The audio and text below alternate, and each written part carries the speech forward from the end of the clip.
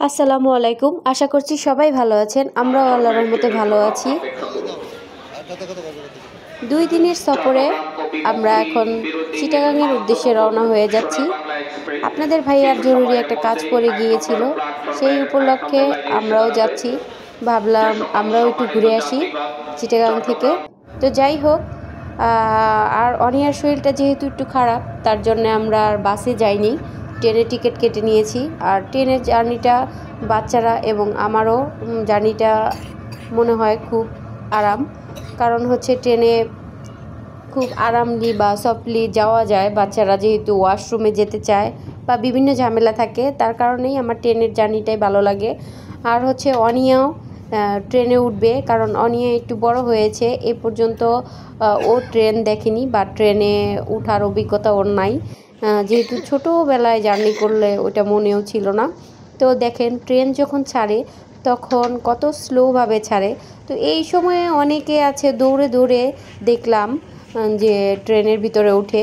তো আমার কাছে এটা খুবই রিস্কি মনে হয়েছে। তো আমরা আসলেই সবারই উচিত একটু সতর্কভাবে চলা, কারণ ট্রেনে ওঠার সময় একটু আর্লি ওঠারই চেষ্টা করবেন, কারণ দ্রুত আপনি উঠতে গিয়ে যদি পাটা পিছলে ফসকে পড়ে যায়, সেই ক্ষেত্রে আপনার জীবনের অনেক ঝুঁকি থাকতে পারে। আপনার কাছে সময়ের থেকে জীবনের মূল্যটা অবশ্যই আমি মনে করব বেশি, কারণ এই জিনিসটা, জীবন একবার চলে গেলে অবশ্যই জীবনটা আর ফিরে পাওয়া যাবে না, কিন্তু সময়টা আপনার অ্যাভেলেবেল থাকবে।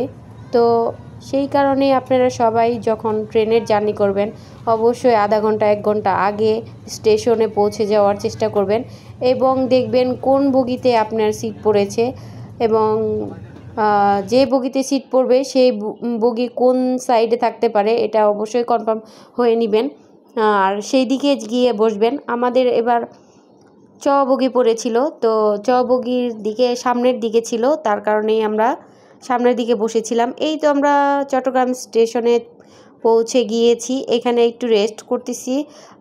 অনিয়া ওয়াশরুমে যাবে, তাই অনিয়াকে ওয়াশরুমে পাঠাইলাম, আর আমি আর লাইবা বসলাম এখানে।